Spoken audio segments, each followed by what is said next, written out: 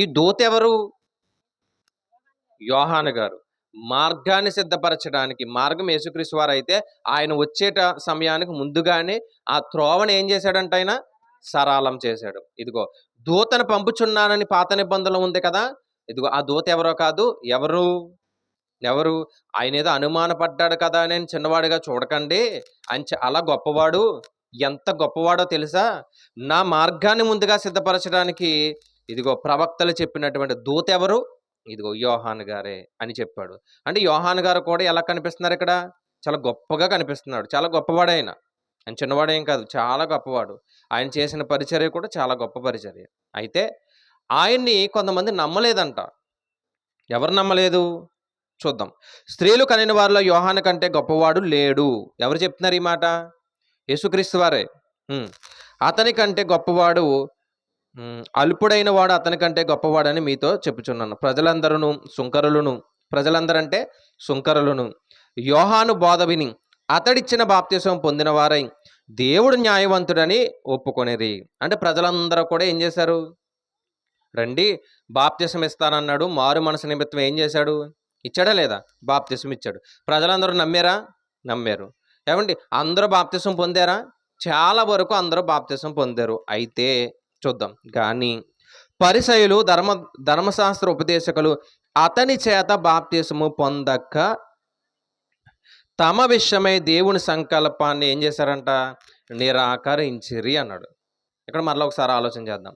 అందరూ బాప్తిసం పొందుతున్నారు, యోహాను గారు ఇచ్చే బాప్తిసం. కానీ ఎవరు నిరాకరిస్తున్నారు? ఎవరు నిరాకరిస్తున్నారు?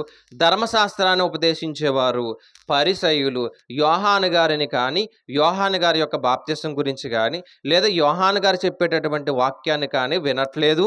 మొత్తానికి ఏం చేస్తున్నారంట? త్రోసి వేస్తున్నారు. నిరాకరించారు అని రాయబడ్డది. అంతే కదా? నిరాకరించారు అని రాయబడ్డది. ఇప్పుడు నిరాకరించారు కాబట్టి ఆయన అప్పుడు వెంటనే ఒక సందర్భాన్ని ఎత్తాడు. నిరాకరించారు కాబట్టి వెంటనే ఏమెత్తాడు? ఒక సందర్భాన్ని ఎత్తి ఇదిగో ఈ తరము వారు అన్నాడు. ఈ తరము వారు సంత వీధుల్లో ఆడుకునే పిల్లకాయలు లాంటి వారు అన్నాడు ఆయన. ఒక మాట చెప్పాడు ఆయన. ఈ తరము వారు అంటే యేసుక్రీస్తు వారి యొక్క తరములో ఉన్న ఎవరి గురించి మాట్లాడాడు? ఎవరి గురించి? మనుషులందరూ వచ్చి యోహాను గారి యొక్క బాప్తిసం పొందుతున్నారు, యోహాను గారి యొక్క వాక్యం వింటున్నారు. ఏమండి ఆయన చెప్పినటువంటి మాటలు అంగీకరిస్తున్నారు. కానీ కొంతమంది అంగీకరించట్లేదంట. ఒక బ్యాచ్ ఉందంట. ఏంటి ఆ బ్యాచ్ అంటే? ధర్మశాస్త్రాన్ని ఉపదేశించే ఉపదేశకులు, రెండవది పరిసయ్యులు. ఆ పరిసయ్యుల గురించి, ధర్మశాస్త్రాన్ని ఉపదేశించే వారి గురించి మాట్లాడుతూ ఈ తరము వారు అని మాట్లాడాడు. ఏ తరం? ఈ తరం వారు అంటే యేసుక్రీస్తు వారు ఉన్నటువంటి కాలంలో ఒక తరం ఉంది. ఆ తరంలో వాక్యాన్ని వినని వారు, వాక్యాన్ని పట్టించుకోలేని వారు ఒక బ్యాచ్ ఉంది. ఆ బ్యాచ్ ఎవరంట? పరిసయ్యులు, ఇంకా సద్దూకయ్యులు, ధర్మశాస్త్రాన్ని ఉపదేశించేవారు. ఒకసారి ఈ తరానికి వద్దాం. ఈ తరంలో ఉన్నారా? ఈ తరంలో ఉన్నారా? అన్ని తరాల్లోనే ఉంటారు. ఉంటారా లేదండి? ఈ తరంలో కూడా చాలామంది ఉన్నారు. అసలు దేవుడు అంటే నమ్మని వారు ఉన్నారా? ఉన్నారండి. చాలామంది. మీరు గమనించండి. ఒకటి, దేవుడు అంటే నమ్మని వారు ఉన్నారు. రెండు, దేవుడు అంటే ఎందుకు తెలుసుకున్నామో తెలియని వారు కూడా ఉన్నారు. లోకంలో ఎలాంటి వారు ఉంటారంటే అసలు దేవుడే లేడు అన్నవారు ఒకరు ఉంటారు. వాళ్ళని ఏమంటామంటే నాస్తికులు అంటాం. ఎప్పుడన్నా గమనించండి. నాస్తికులు అంటే అర్థం ఏంటంటే దేవుడు లేడు అని చెప్పేవారు. హేతువాదులు అంటే అర్థం ఏంటంటే దేవుడు లేడని చెప్తారు, నిరూపించగలిగితే నమ్మేస్తారు. మూడవది ఏంటంటే దేవుడిని నమ్ముతారు, కానీ ఎందుకు నమ్ముతారో వారికి తెలియదు. కొంతమంది దేవుడిని నమ్ముతారు, ఎందుకు నమ్ముతారో వారికి తెలుసు. మనం ఏ బ్యాచ్లో ఉన్నాం? నేను 4 బ్యాచ్లు చెప్పాను. ఒకటి, నాస్తికులు, దేవుడు అంటే లేడు, అసలు దేవుడే లేడు అని చెప్తారు. రెండవది, దేవుడు ఉన్నాడని చెప్తే ఎలా ఉన్నాడు చెప్పండి అంటారు. చెప్పిన తర్వాత ఏమవుతారు? నమ్ముతారు. వాళ్ళని హేతువాదులు అన్నాం. మనం ఏ బ్యాచు? ఇంకోటి, దేవుడిని నమ్ముతారంట, కానీ ఎందుకు నమ్ముతారో వాళ్ళకే తెలియదు, సరదాగా వస్తారంతే. 4వ బ్యాచ్ ఒకటి ఉంది. దేవుణ్ణి ఎందుకు నమ్ముతారో తెలుసండి? పరలోకం గురించి నమ్మేవారు ఉన్నారు. మరలా అడుగుతున్నా, మన ఏ బ్యాచ్? 4వ బ్యాచ్ అయినా అందరం? లేదు 3వ బ్యాచా? ఫస్ట్ 2 బ్యాచ్లు వదిలేద్దాంలేండి, మనకు సంబంధించినవి కాదు అవి. ఏమండి? తర్వాత లాస్ట్ 2 బ్యాచ్లు ఉన్నాయి కదా. ఒకటి, దేవుణ్ణి ఎందుకు నమ్మేమో మనకే తెలియదు. రెండవది, దేవుణ్ణి నమ్మిన వారు ఎందుకు నమ్మారో వారు కరెక్ట్‌గా పట్టుకుంటారు కాబట్టి ఎప్పుడూ దేవుణ్ణి ఏం చేయరు? వదిలిపెట్టరు. అయితే ఫస్ట్ దాని గురించి ఒకసారి ఆలోచన చేద్దాం. ఈ తరంలో కూడా దేవుడంటే లేడు, దేవుణ్ణి నమ్మను, అసలు ఈ సృష్టి ఎలా వచ్చింది? తనకు తానే వచ్చింది అని చెప్పేవారు ఉన్నారా లేదా? ఎంతోమందున్నారు. తెలుసా అండి? ఈ సృష్టి ఎలా వచ్చిందంట? మొన్న కూడా ఒకసారి చెప్పాను నేను. ఎలా వచ్చింది? గుడ్డు పగిలిందంట, సృష్టొచ్చిందంట. మరి ఏ గుడ్డు పగిలిందో నాకు తెలీదు. ఏవండీ? ఈ సృష్టి ఎలా వచ్చిందంటే తనకు తానే వచ్చింది అన్నాడు. ఈ సృష్టి ఎలా వచ్చింది? ఈ ప్రకృతి ఎలా వచ్చిందంటే ఒక శబ్దం ద్వారా వచ్చింది అన్నాడు. దాన్నే బిగ్ బ్యాంగ్ థియరీ ఏదో మాట్లాడతారు. ఏవండీ? ఈ సృష్టి ఎలా వచ్చిందంటే తనకు తానే వచ్చింది అన్నాడు. అందుకే దేవుడు ఏమన్నాడంటే ఈ లోక జ్ఞానం వెర్రి జ్ఞానము అన్నాడు. ఈ లోక జ్ఞానం ఎలాంటిదంట? వెర్రి జ్ఞానం. ఎక్కడ? చూద్దాం ఒకసారి. ఎక్కడ మాట్లాడాడు ఆయన? కొరింథీయులకు రాసిన మొదటి పత్రిక. కొరింథీయులకు రాసిన మొదటి పత్రిక. మొదటి అధ్యాయం 21 అనుకుంటా చూడండి ఒకసారి. దేవుని జ్ఞానానుసారముగా లోకము తన జ్ఞానము చేత దేవుణ్ణి ఎరుగకుండినందున సువార్త ప్రకటనను వెర్రితనము చేత నమ్మువారిని రక్షించుటకు దేవుని దయాపూర్వక సంకల్పమాయను అన్నాడు. సువార్తను ఎలా చేశారంట? వెర్రితనముగా చేశారు. అందుకే ఆ పైన మాట్లాడుతూ జ్ఞాని ఏమయ్యను, శాస్త్రి ఏమైనను, ఈ లోకపు తర్కవాది ఏమయ్యను, ఈ లోక జ్ఞానమును దేవుడు ఎలా చేశాడు? వెర్రిదానిగా చేశాడండి. అదే చదువుతాం మనం కష్టపడి. అంతే కదండి, ఈ లోక జ్ఞానాన్నే కదా కష్టపడి చదువుతాం. కానీ ఆ లోక జ్ఞానం ఎలా ఉందంట? వెర్రిగా ఉందంట. దేవుని దృష్టిలో వెర్రిగా ఉంది. అలా చదువులు మానేయాలని కాదు నేను చెప్పేది. కుటుంబ పోషణ నిమిత్తం ఖచ్చితంగా ఏముండాలి? అందుకే ప్రసంగి గారు అనుకుంటూ ఒక మాట చెప్పారు, అధిక విద్య వెర్రి పట్టిస్తుందంట. అధిక విద్య ఎలా ఉంటుంది? వెర్రి పట్టిస్తుందంట. చూడండి, అప్పుడప్పుడు ట్రైన్లోని, బస్సుల్లోని, రోడ్ల మీద పిచ్చోళ్ళు కనిపిస్తూ ఉంటారు. తెలుసా అండి? పిచ్చోళ్ళు కనిపిస్తూ ఉంటారు కదా. మనకి యాపిల్ స్పెల్లింగ్ అడిగితేనే మన వాళ్ళు చెప్పలేరు, 10థ్లోకి వెళ్ళిపోతారు. ఏమండి? చిన్న చిన్న స్పెల్లింగ్లు అడిగితేనే ఎవరు చెప్పలేరు. కానీ ఆ పిచ్చోడు ఇంగ్లీష్లో మాట్లాడుతూ ఉంటాడు, అర్థవంతమైనటువంటి ఇంగ్లీషే మాట్లాడతాడు. ఎందుకు అలా అయిపోయాడు అంటే బాగా చదివి చదివి చదివి ఏమైపోయాడు? అందుకే అధిక విద్య ఏం పట్టించిందంట? వెర్రి పట్టేస్తుంది. అందుకే ఎక్కువ చదివేకండి అంటారు. ఎక్కువ చదివేకండి అంటే దాని గురించి ఎక్కువ ఆలోచించేకండి. కానీ దేని గురించి ఆలోచించాలి? వాక్యం గురించి. దేవుడు ఎలా మార్చాడంట విద్యని? అధిక విద్య వెర్రి పట్టిస్తుంది అన్నాడు. అంటే ఈ లోకంలో కూడా, అంటే ఈ తరంలో కూడా ఉన్నారా లేదా దేవుణ్ణి నమ్మని వారు? ఉన్నారు. అన్ని తరాల్లోని దేవుణ్ణి నమ్మని వారు ఉన్నారు. దేవుడు లేడు అనేవారు ఉన్నారు. తెలుసా అండి? దేవుడు లేడు అనేవారు ఉన్నారు. అందులోనండి క్రైస్తవ కుటుంబాలకు చెందిన వారు కూడా ఉన్నారు. అమెరికా దేశాలు, ఈ దేశాలు గమనిస్తే గొప్ప గొప్ప ఆవిష్కరణలు చేసేటటువంటి శాస్త్రవేత్తలు, చాలా గొప్పగా చదువుకున్నవారు, పెద్ద పెద్ద చదువులు అంటాం కదా, ఆ చదువులు చదువుకున్న వారు ఏమంటారు తెలుసా? దేవుడు లేడండి, మా జ్ఞానం అండి అంటారు. అసలు దేవుడు జ్ఞానం ఇవ్వకపోతే ఎలాగా? యోబు గ్రంథాన్ని ఎప్పుడైనా వీలుంటే చదవండి. దేవుడు ఎంత జ్ఞానవంతుడో యోబు గ్రంథం తెలియపరుస్తుంది. తెలుసా అండి? దేవుడు ఎంత జ్ఞానవంతుడో ఏ గ్రంథం? ఆయన ఒక మాట చెప్పాడు ఏంటంటే, ఇదిగో ఈ శూన్యాన్ని నేను గాలిలో ఏం చేశాను? వేలాడదీశాను అన్నాడు. అందుకే భూమి ఎక్కడ వేలాడుతుంది? ఎక్కడ?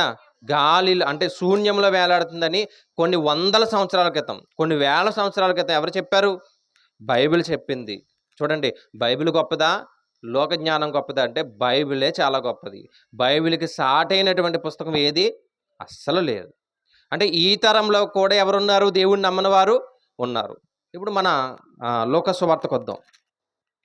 లోక సువార్తకు వద్దాం. 7వ అధ్యాయము. లోక సువార్తకు వద్దాం. 7వ అధ్యాయము 30వ వచనం చూద్దాం ఒకసారి. లోక సువార్త 7వ అధ్యాయం 30వ వచనం. పరిసయ్యులు, ధర్మశాస్త్రోపదేశకులు అతని చేత బాప్తిసం పొందక ఏం చేశారంట? అతని చేత బాప్తిసం పొందక ఏం చేశారు? నిరాకరించారు.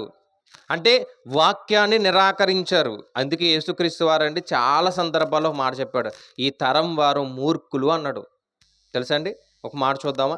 అదే లోక సువార్త 9వ అధ్యాయము 41వ వచనం చూడండి.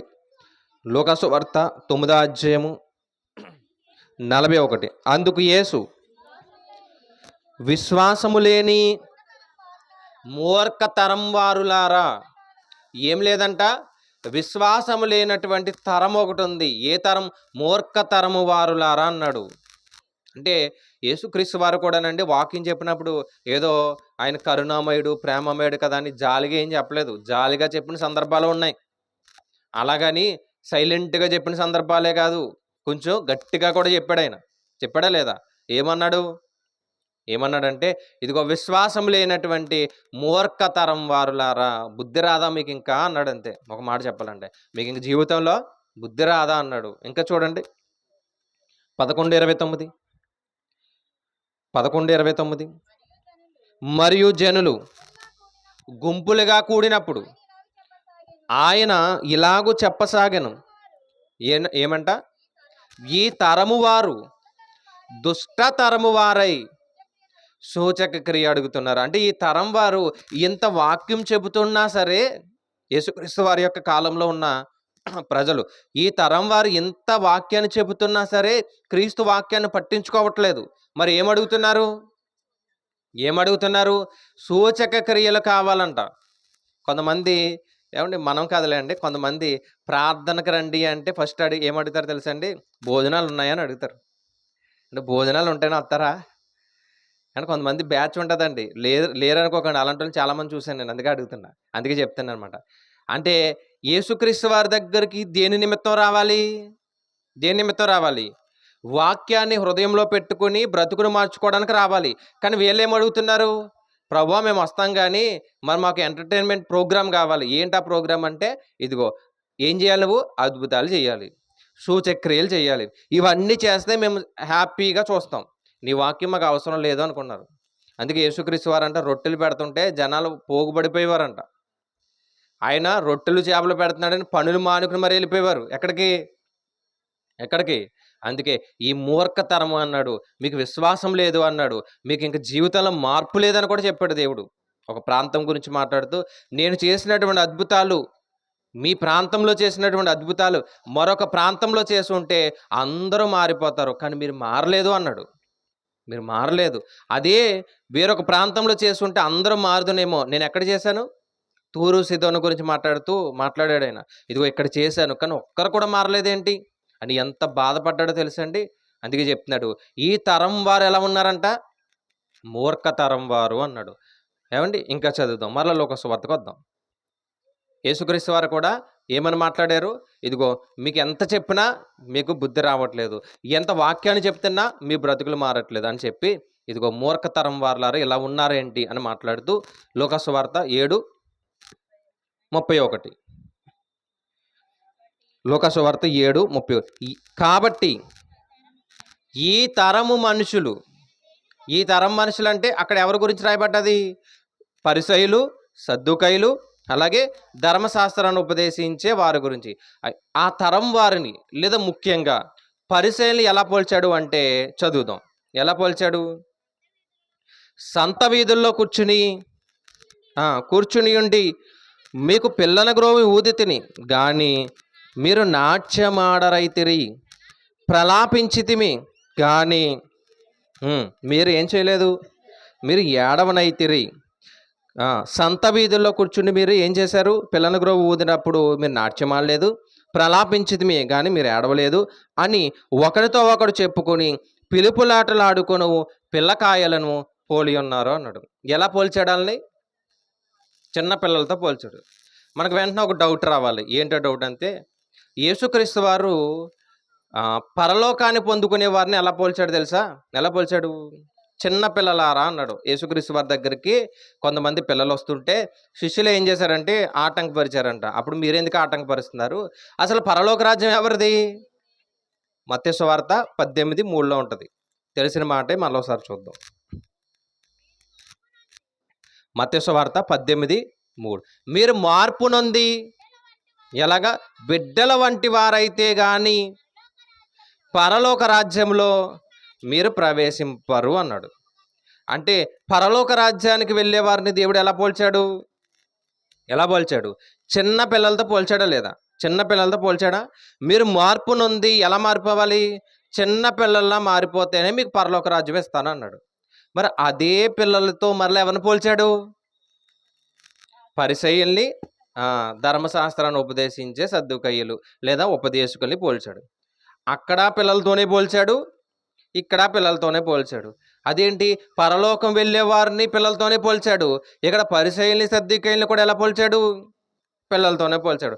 అక్కడ పోల్చబడిన పిల్లలెవరంటే చిన్న పిల్లలు. అంటే ఇక్కడ ఉన్నారు కదా! చిన్న పిల్లలున్నారు కదా! ఆ బ్యాచ్ మాట.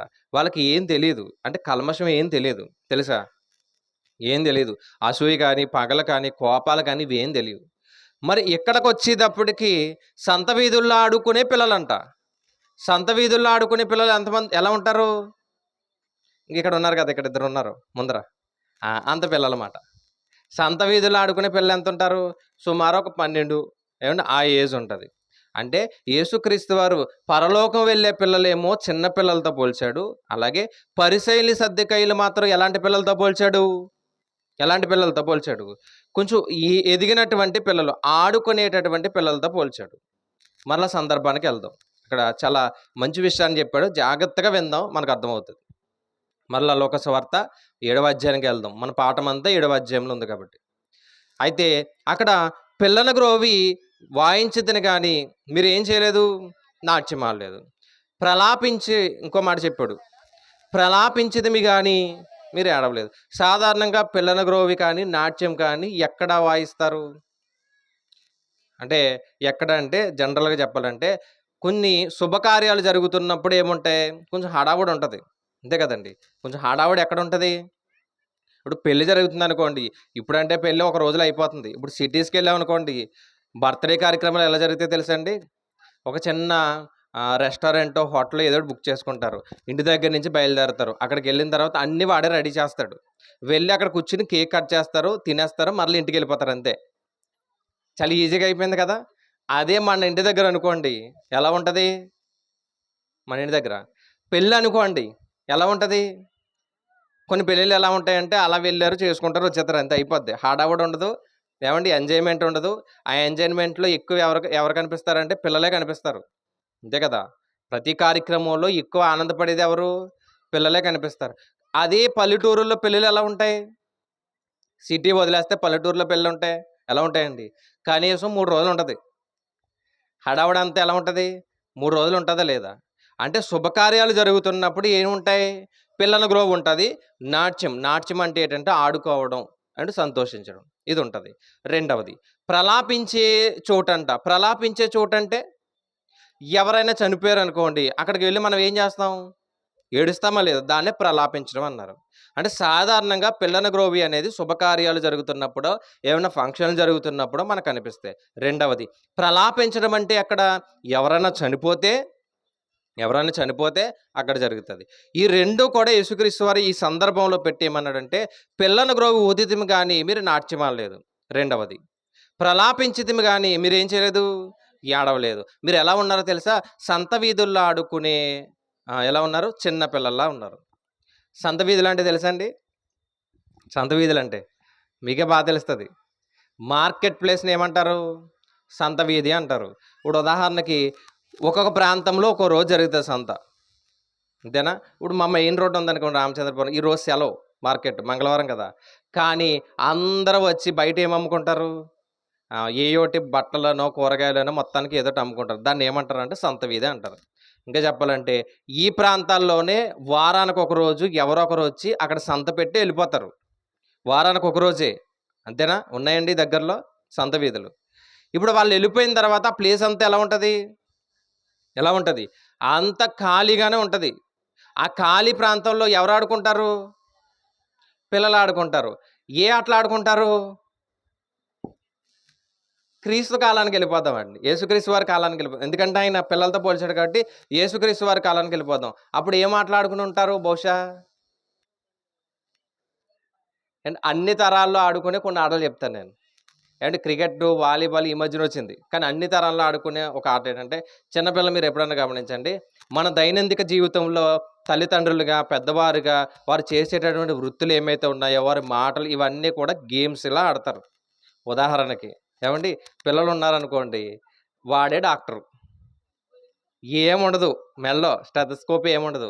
వాడేం చేస్తాడంటే ఇంకొకడిని అక్కడ కూర్చోబెట్టి, "ఏరా జ్వరమొచ్చిందా?" అంటాడు. ఆ! ఏవండీ ఇంజెక్షన్ చేస్తాడు. ఎలా చేత్తాడు? అది చీపురు పుల్లతోనే పెన్‌తోని తీసుకొని చేస్తాడు. ఇంతకీ ఎక్కడ చూసాడు? ఎక్కడ చూసాడు? వీడికి జ్వరం వచ్చినప్పుడు డాక్టర్ గారి దగ్గరికెళ్ళాడు. డాక్టర్ గారు ఏం చేశారంటే, "జ్వరం వచ్చిందా?" అని అడిగారు. అవునా అంటే, ఆయన పెద్ద ఏంటది సూది తీసి చేసాడు. అదే ఇక్కడ ఆడతారు. అంతేనా? డాడీ కారు ఉందనుకోండి, డాడీ కారు నడుపుతా ఉంటాడు. ఇంటి దగ్గర కొడుకు కూడా నడుపుతాడు. డాడీ బయట టాటా కారు కొన్నాడనుకోండి, ఇంటి దగ్గర వీడు చైనా కారు కొంటాడు. అంటే తీర్థాల్లో కొంటాడనమాట. కొని కారు హార్న్ ఎలా ఉందో ఈ నోటితో వాడతాడనమాట హార్న్. తెలుసా అండి? తిప్పుతానే ఉంటాడు. మరలా ఎనకాల కూర్చోమంటాడు. ఎనకాల ఏముండదు ప్లేసు. కూర్చోమంటాడు. అంటే మనం చేసే ప్రతి పని కూడా వాళ్ళేం జేస్తారు? గేమ్స్‌గా ఆడతారా లేదా? ఖచ్చితంగా ఆడతారు. ఏవండీ ఆడతారా లేదా? ప్రతి విషయం చూడండి దొంగ పోలీస్ అంటారు. ఎలా తెలుసు? చూసారు గాబట్టి ఆడతా ఉంటారు. ఇలా మీరు గమనించగలిగితే మనం మాట్లాడుకునే మాటలు, మనం చేసేటటువంటి క్రియలు అన్నీ కూడా వాళ్ళు ఎలా తీసుకొస్తారంటే గేమ్స్ లాగే తీసుకొస్తారు. తీసుకొచ్చిన తర్వాత ఇక్కడ ఏం జరుగుతదంటే పిల్లలు ఆడుకున్నారంటే కామన్‌గా వచ్చేటటువంటివి ఏంటంటే గొడవలే. ఇంగ అన్న నా మాట ఇనలేదు. చెల్లి నా మాట ఇనలేదు. ఇంగో తమ్ముడు నా మాట ఇనలేదు. ఓరు బానే ఆడుకుంటున్నారు కదా! అనుకుంటే ఆడుకునే మధ్యలో ఏమొత్తది? ఏమొస్తదండి? గొడవలొస్తాయా లేదా? అంటే దీన్ని ఏమందామంటే కంప్లెయింట్స్ ఎక్కువైపోతాయి. 2 నిమిషాలు ఆడుకుని లోపలికొచ్చి నన్ను అన్న ఇలా అన్నాడని కంప్లెయింట్ ఇచ్చేసి ఎళ్ళిపోతది. మరలా 5 నిమిషాలు ఆడుకుని అన్నొచ్చి ఏమంటాడు? నన్ను ఇలాగన్నది అని చెప్పేసి కంప్లెయింట్ ఇచ్చి ఎళ్ళిపోతాడు. అంటే ఈ ఆటల్లో కామన్‌గా కనిపించేదేటంటే కంప్లెయింట్సే. అప్పుడు మనకి ఇసుకొచ్చి ఒకటి ఏసేత్తా ఉంటాం మనం. ఎందుకు? ఆడుకునే ఆటలు ఆడుకోకుండా మరలా వచ్చి వాడి మీద, వీడి మీద కంప్లెయింట్స్ ఇస్తున్నావని మనకి కోపమొస్తదా లేదా? వస్తది. ఇప్పుడు అదే పరిసయ్యులంట దేవుడు ఎలా పోల్చాడంటే సంత వీధుల్లో ఆడుకునే పిల్లలతో పోల్చాడు. సంత వీధుల్లో ఆడుకునే పిల్లలంట. ఎలాంటి ఆటలు ఆడుతున్నారంటే వీళ్ళు ఒక మాట చూద్దాం అక్కడ. పిల్లల గ్రోవ్ అని ఉంది కదా! పిల్లల గ్రోవ్ అంటే ఇందాక చెప్పాను శుభకార్యాలు జరుగుతున్నాయి. ఎవడో వచ్చి లేనటువంటి బూర తీసుకొని ఊదుతున్నాడు. బూర లేదు కానీ ఊదుతున్నాడు. ఇలా వీడు ఊదుతున్నప్పుడు ఎదురుగుండా ఉన్నవాడు ఏం చేయాలి? డాన్స్ ఎయ్యాలి. కానీ ఆడెయ్యట్లేదంట. ఇంటికెళ్ళి నాన్నతో చెప్పాడు. నాన్న నేను బూర ఊదుతాను. ఆడేం చేయట్లేదు? Dance ఎయట్లేదని complaint ఇచ్చెళ్ళాడంట. 2 ఏవండీ ఆ పెళ్ళికొడుకే శవంగా మారిపోతాడు తర్వాత. కింద రాయబడ్డది కదా! వాడు పడుకుంటాడు. సాధారణంగా ఇప్పుడు ప్రలాపించే చోటు ఎలా ఉంటదంటే ఒక వ్యక్తి దేహం ఉంటది. చుట్టూ ఉన్నవాళ్ళు ఏడుస్తా ఉంటారు. మోసేవాళ్ళు ఒక నలుగురుంటారు. ఉంటారా లేదండి? వాడు అలా పడుకొని ఉంటాడు. మోయడానికి నలుగురుంటారు. ఏడ్చేవారు ఉన్నారా లేదా? ఉన్నారా లేదా? ఏడ్చేవారున్నారు. అప్పుడు పిల్లలెళ్లి ఏమని చెప్తారంటే, "ఇదిగో మేము శవమాట ఆడుకుంటున్నాం. ఆ! శవమాట ఆడుకుంటున్నాం. మరి ఈడు ఏడవాలా లేదా? ఈడు ఏడవట్లేదు. లేదు చెప్పు" అని చెప్పేసి నాన్నకి కంప్లెయింట్ ఇస్తాడంట. అంటే ఈ గేమ్స్ అన్నిట్లో కూడా మనకు కనిపించిందేటి? కంప్లెయింట్స్ ఇవ్వడమే. అర్థమైందండి? ఇప్పుడు వాళ్ళనే యేసుక్రీస్తు వారు ఎలా పోల్చారంటే, పిల్లన గ్రోవ్ వాయిస్తున్నారు కానీ నాట్యం ఆడట్లేదంట. 2 ప్రలాపిస్తున్నారు కానీ ఇక్కడ ఏం చేయట్లేదు? ఏడవట్లేదంట. వాక్యం చెప్తున్నాడు గానీ మారట్లేదంట. అర్థమైందండి? మళ్ళా చెప్తా. పిల్లలు కూడా వాయిస్తున్నారు కానీ పిల్లలేం చేయట్లేదు? నాట్యం ఆడట్లేదు. ఏవండీ? ప్రలాపిస్తున్నారు కానీ పిల్లలేం చేయట్లేదు? ఏడవట్లేదు. వాక్యం చెప్తున్నారు కానీ పరిచయలేం చేయట్లేదు? మారట్లేదు. ఎన్ని సార్లు చెప్పాడాయన వాక్యం? అందుకే మత్తయి సువార్తలో ఒక మాటుంది. మరలా వెళ్దాం. మత్తయి సువార్త 3 అధ్యాయం 7 వచనంలో బాప్తిసమిచ్చే యోహాను గారు ఏమన్నారో తెలుసా అండి? చూద్దాం. అంతటి పరిసయ్యుల్లోను, సద్దూకయ్యుల్లోను అనేకులు బాప్తీసం పొందడానికి వచ్చిన వారిని బాప్తీసం పొందడానికి కొంతమందొచ్చారు. బాప్తీసం పొందుతున్నారు. కానీ బాప్తీసం పొందకుండా వీళ్ళేం చేస్తున్నారు? చూస్తున్నారంట. అలా చూస్తున్నప్పుడు బాప్తిస్మిచ్చే యోహాను గారంటే ఏలియా గారితో పోల్చబడ్డది. రోషం కలిగినటువంటి ప్రవక్త. సైలెంట్‌గా చెప్పడాయన. అంత వైలెంట్‌గా ఉంటది. అందుకే ఒకే మాట అన్నాడు. సర్ప సంతానమా అన్నాడు. అంటే సర్ప సంతానం అంటే మీరు కయ్యని సంతానం అన్నాడు. మీరు అపవాది సంతానం అన్నాడు. మీరు ఎలాంటి వారు? సర్ప సంతానమా. ఒక్క మాట అనగానే ఏమనిపిస్తది పరిసయ్యులకి? కోపమొస్తదా లేదా? ఎక్కడ కాంప్రమైజ్ అవ్వలేదంట. ఏ విషయంలో కూడా. సర్ప సంతానం అని తిట్టాడా లేదా? తిట్టాడు. అయినా సరే వీళ్ళకి ఏం రాలేదు? బుద్ధి రాలేదు. ఏమంటున్నారో తెలుసా? కంప్లెయింట్స్ ఇస్తున్నారంట. ఫిర్యాదులు చేస్తున్నారంట. ఏమనో తెలుసా? ఇదిగో ఈ బాప్తిసం ఇచ్చే యోహాను గారు ఉన్నారు కదా! ఈయన ద్రాక్షారసం తాగడు, రొట్టె తినడు. వీడికి ఏం పట్టిందో తెలుసా? దెయ్యం పట్టింది అన్నారంట. లూకా సువార్త 3:33లో ఏమన్నారు? ద్రాక్షారసం తాగడు. మరేంటి? రొట్టె తింటాడా? రొట్టె తినడు. ఆయన ఆహారం ఏంటి? బాప్తిసం ఇచ్చే యోహాను గారి ఆహారం ఏంటి? మిడతలు, తేనె. తెలుసు కదా! అరణ్యంలో ఉన్నాడు. అరణ్య ప్రాంతాల్లో బ్రతికాడు. బయట వారిలా ఉండేటటువంటి జీవితం కాదయింది. అరణ్యంలో ఉన్నటువంటి జీవితం అయింది. రొట్టె తినట్లేదు, ద్రాక్షరసం తాగట్లేదు. కాబట్టి ఏం పట్టింది ఈయనకి? దెయ్యం పట్టింది. దెయ్యం పట్టినోడి మాటలు నేను వింటానా? నేను వినను అన్నాడంట అక్కడొచ్చి. అప్పుడు యేసుక్రీస్తు వారు వచ్చి నిలబడి, సరే ఆయన మాట వినవు కదా, నేను రొట్టె తింటున్నాను, నేను ద్రాక్షరసం తాగుతున్నాను, నా మాట వింటావా అంటే, అప్పుడు యేసుక్రీస్తు వారిని అన్నారంట, నువ్వు తిండిపోతూ అన్నారంట. అదేనా? చదువుదాం ఒకసారి. లూకా సువార్త 7:34. మనుష్య కుమారుడు తినుచు త్రాగుచు, 33 కూడా చూద్దాం. బాప్తిసమిచ్చు యోహాను రొట్టె తినకయు ద్రాక్షరసం తాగకయు వచ్చెను గనుక వీడు దెయ్యములు పట్టిన వాడని మీరు అనుచున్నారు. సరే, నేను మనుష్య కుమారుణ్ణి నేను తినుచు తాగుచు వచ్చెను గనుక మీరు మరలా నన్ను ఏమంటున్నారు తెలుసా? ఏమంటున్నారు? ఇదిగో వీడు తిండిపోతూ మద్యపాని, సుంకరులను పాపులకు స్నేహితుడు. అంటే తినకపోతేనేమో దెయ్యం పట్టింది అన్నారు, తింటేనేమో ఏమన్నారు? తిండిపోతూ అన్నారు. అంటే మారే ఉద్దేశం వీళ్ళకి లేదు. మారే ఉద్దేశం ఎవరికి లేదు? వీళ్ళకి లేదు. మనలో కూడా ఇలాంటివి ఉన్నాయా లేదా? ఉన్నాయా లేదా? మనం కూడా ఎలా ఉన్నాం? మనం కూడా సేమ్ ఇలాగ ఉన్నాం. సంత వీధుల్లో ఆడుకునే పిల్లకాయలమే మనం కూడా. వాళ్ళు కూడా కంప్లైంట్స్ ఇస్తున్నారా లేదా? ఇస్తున్నారు. చిన్నపిల్లలు ఎలా అయితే ఇస్తారో, అందుకే యేసుక్రీస్తు వారు పరిచర్యలను ఎలా పోల్చాడంటే, ప్రతి దానికి కంప్లైంటే మీరు. ప్రతి దానికి కంప్లైంటే. ఊచ చేయగల వాడిని బాగుపరిస్తే వచ్చారంట. విశ్రాంతి దినాన్ని ఎందుకు చేస్తున్నావు నువ్వు అన్నారు. ఇప్పుడు ఊచ చేయగలవాడు బాగుపడడం కావాలా? విశ్రాంతి దినం కావాలా? ఏది కావాలి? సరే, మీ గాడిద ఉంది. మీ గాడిది ఆ గుంతలో పడిపోయిందంటే మీరు ఏం చేస్తారు? ఏం చేస్తారు? తీస్తారా? అలా వదిలేస్తారా అని అడిగాడు. మరి విశ్రాంతి దినం కదా! తీస్తారా? అలా వదిలేస్తారా? అదేంటి మా గాడిద కాబట్టి మేము ఏం చేస్తాం? తీస్తాం. మరి ఊచ చేయగలవాడు గాడిద కంటే గొప్పవాడే కదా! చూసారండి? అంటే యేసుక్రీస్తు వారు ఏమి చేస్తున్నా సరే ఏమంటున్నారు? ఏమి చేస్తున్నా సరే, ఇదిగో మీరు తప్పు చేస్తున్నారు, మీరు తప్పు చేస్తున్నారు అంటున్నారు. సరే, బాప్తిసం ఇచ్చే యోహాను గారు రొట్టె తినట్లేదు, ద్రాక్షరసం తాగట్లేదు. సరే, ఆయన వదిలేద్దాం. నేను తింటున్నాను, నేను తాగుతున్నాను కదా! మీరు ఇప్పుడు ఏం చేయాలి? మీరిప్పుడు ఏం చేయాలి? నన్ను నమ్మాలి కదా అంటే, మరి ఆయన్నేమంటున్నారంట? ఆయన్నేమంటున్నారు? ఇంగో ఈయన తిండిపోతు. ఈయన ఎక్కువ ఎవరితో ఉంటాడు? సుంకరులతోని, పాపులతోని. ఈయన పచ్చి తాగుబోతు అన్నట్టుగా మాట్లాడారంట. ఇదే గుణాలండి మనలో ఉన్నాయి. ఉన్నాయా లేదండి? ఇదే గుణాలు మనలో ఉన్నాయి. ఎంత వాక్యం విన్నా రేపు మారదాంలే అని కొంతమంది అనుకుంటారు. ఎంత వాక్యం విన్నా అందరూ బ్రతుకుతున్నారేంటి అంటారు ఒకే మాట. ఇంత వాక్యం చెప్పిన తర్వాత ఒక మాట అంటారు. ఏంటి తెలుసా అండి? అలా ఎవరు బ్రతకగలరండి అంటారు. అంతేనండి? బైబిల్‌లో ఉన్నదంతా ఎవరు పాటించగలరండి అంటారు. పాటించారు కాబట్టి చెప్తున్నారు వాళ్ళు. మరి బైబిల్‌లో ఉన్నదంతా పాటించడానికే కదా మనం ఎక్కడికొచ్చాం? ఎక్కడికొచ్చాం? దేవుడి దగ్గరకొచ్చాం. మరలా ఇంత వాక్యం విన్న తర్వాత మనం చెప్పే మాట ఏంటంటే, పిల్లకాయలు ఎలా అయితే కంప్లెయింట్స్ ఇస్తున్నారో, మనం కూడా ఎలా మారిపోయామంట? అలాగే మారిపోయి, ఇంత వాక్యం విన్నా ఇవి ఎవరు పాటిస్తారండి? ఇంత వాక్యం విన్నా బైబిల్‌లోదంతా ఎవరు చేస్తారండి? నీతిగా ఎవరు బ్రతుకుతారండి? చూడండి లోకం ఎలా ఉంది? అంతా పాపంలోనే ఉంది. ఆ పాపంలో మనం కూడా ఏమవ్వాలి? గుంపులో గోవింద అన్నట్టుగా వెళ్ళిపోవాలి తప్ప, ఎందుకండి మనకు నీతి, ఎందుకండి మన భక్తి అంటారు. ఉన్నారండి ఆ బ్యాచ్ అప్పుడప్పుడు కనిపిస్తా ఉంటది. తెలుసా అండి? పైకి మాత్రం అలా ఉంటారు కానీ, కొంతమంది ఎలా ఉంటారు? ఆ బ్యాచ్ ఉంది. అందుకే ఆయన కూడా ఏమని చెప్తున్నాడంటే, ఇదే విషయాన్ని చెప్తున్నాడు. ప్రారంభం నుంచి చూడండి, దేవుడు ఎన్నో మాటలు మన దగ్గరికి తీసుకొచ్చినా, మనం మారట్లేదు, మనం వినట్లేదు, మన బుద్ధిని మార్చుకోవట్లేదు. రాజుల రెండవ గ్రంథంలో ఒక మాట రాయబడ్డది. 17వ అధ్యాయము. రాజుల రెండవ గ్రంథం 17వ అధ్యాయము 13వ వచనం. రాజుల రెండవ గ్రంథం 17వ అధ్యాయం 13వ వచనంలో ఆయనను మీ దుర్మార్గాలను విడిచిపెట్టి మీ పితరులకు ఆజ్ఞాపించిన నా సేవకులకు ఎవరెవరితో చెప్పాడో చూడండి. ప్రవక్తలకు చెప్పాడంట. అంటే ప్రవక్తలు వచ్చి చెప్పారు మనకు. 2 మీకు అప్పగించినట్టు ధర్మశాస్త్రమును బట్టి నా ఆజ్ఞలను చదవండి. ప్రవక్తలందరి ద్వారాను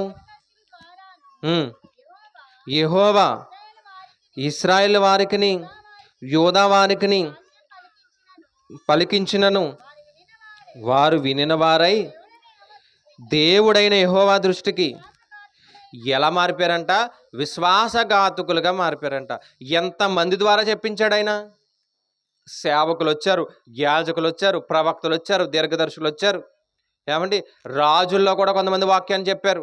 మరి ఇంతమంది చెప్పినా ఆయన దగ్గరకు రాకుండా, ఆయన వాక్యం వినకుండా ఏమైపోయారు? విశ్వాసఘాతకులు అయిపోయారు. విశ్వాసఘాతకులు అయిపోతూ ఇదిగో మరలా ఏం చెప్తున్నారంటే, నేను ఎందుకు రాలేదో తెలుసా అని రీజన్ చెప్తున్నారంట. నేను ఎందుకు రాలేకపోయినా తెలుసా అని చెప్తున్నారంట. ఇదిగో నేను వచ్చినా నేను ఇంతే అని మరలా ఏమవుతున్నారు? సర్దుకుపోతున్నారంట. ఈ గుణాలు ఎవరిలో ఉన్నాయో తెలుసా అండి? అపవాదిలో ఉన్నాయి. ప్రకటన గ్రంథంలో రాయబడ్డది అపవాది గురించి. ఒక మాట చూద్దాం అక్కడ కూడా వెళ్ళి. ప్రకటన గ్రంథం 12వ అధ్యాయము 10వ వచనం. ప్రకటన గ్రంథం 12వ అధ్యాయం 10వ వచనం. మరియు ఒక గొప్ప స్వరము పరలోకమందు ఇలాగు చెప్పుట వింటిని, రాత్రింబగళ్ళు తన దేవుని ఎదుట మన సహోదరుల మీద నేరము మోపువాడైన అపవాది. చూడండి, నేరాలు మోపేటటువంటి గుణం ఎవరికి ఉంది? అపవాదికి ఉంది. ఇప్పుడు మనం కూడా ఒకరి మీద ఒకరు నేరాలు మోపుతున్నామంటే మనం ఎవరి పిల్లలం? ఎవరి పిల్లలం? అపవాది పిల్లలమేనా? నేరాలు మోపుతున్నామంటే నా మీద ఏమండి, ఒకరు నేను ఇంకొకరి మీద, వారు ఇంకొకరి మీద, వారు ఇంకొకరి మీద నేరాలు మోపుకుంటూ వెళ్ళిపోయి మొత్తానికి దేవుడి మీద ఆధారపడకుండా దేవుడికి దూరం అయిపోతున్నాం అనుకోండి. ఏమైపోతాం? మన అపవాది పిల్లలమంట. మనం మందిరానికి వచ్చింది ఎందుకంటే ఐక్యత కలిగి ఉండడానికి, ఒకరికొకరిని ఆదరించుకోవడానికి, సంఘంలో సహవాసాన్ని కలిగి ఉండడానికి. కానీ ఈ గుణాలు లేకుండా మనలో ఏ గుణాలు వచ్చాయి? అపవాది గుణాలు. ఒకరి మీద ఒకరు కంప్లైంట్ పెట్టుకోవడం, ఏమండి, ఒకరంటే ఒకరికి నచ్చకపోవడం, ఒకరంటే ఒకరికి కోపం, ఈర్ష, అసూయ. ఏమంటే ఇన్ని గుణాలు మనలో ఉన్నాయంటే మనలో ఎవరు పని చేస్తున్నారు? ఎవరు పని చేస్తున్నారు? అపవాది. అందుకే అపవాదిని తీసివేయడానికి, మనలో మంచి గుణాలు ఉండడానికి సాక్షాత్తు యేసుక్రీస్తు వారే భూమి మీదకి వచ్చారు. ప్రవక్తల ద్వారా చెప్పాడంట, వినలేదంట. సేవకుల ద్వారా చెప్పాడంట, వినలేదంట. దీర్ఘదర్శుల ద్వారా చెప్పాడంట, వినలేదంట.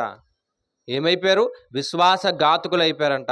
ఇక తప్పదు అనే పరిస్థితుల్లో ఆయనే వచ్చాడు. ఆయనే వచ్చాడు. మహిమ శరీరాన్ని విడిచిపెట్టి, మట్టి శరీరాన్ని ధరించుకొని, ఆ పరలోకాన్ని విడిచిపెట్టి, ఆ గొప్ప ధన్యమైనటువంటి జీవితాన్ని విడిచిపెట్టి ఇదిగో ఎక్కడికి వచ్చాడు?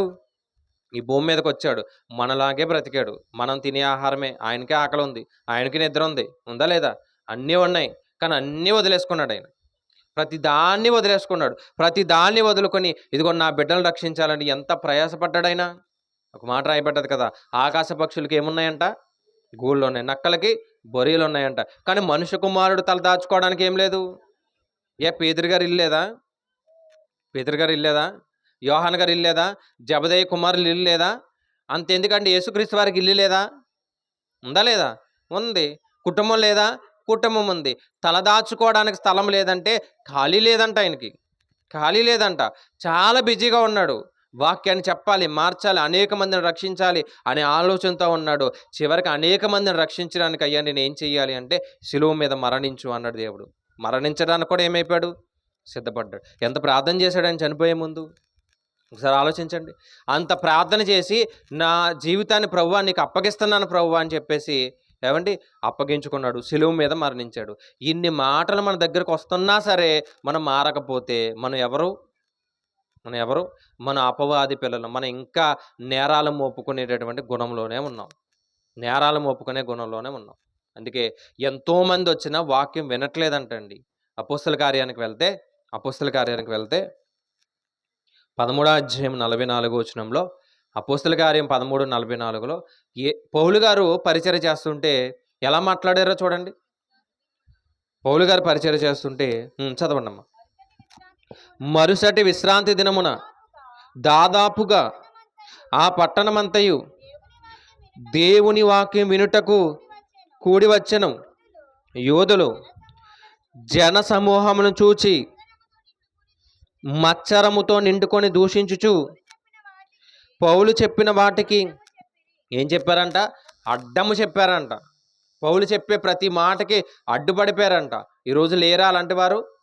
ఉన్నారండి. సువార్త దండయాత్రలు చేయాలంటే ఆపేస్తున్నారు. సువార్త ప్రకటించాలంటే ఆపేస్తున్నారు. ఎక్కడైనా వాక్యాన్ని చెప్పాలంటే ఆపేస్తున్నారు.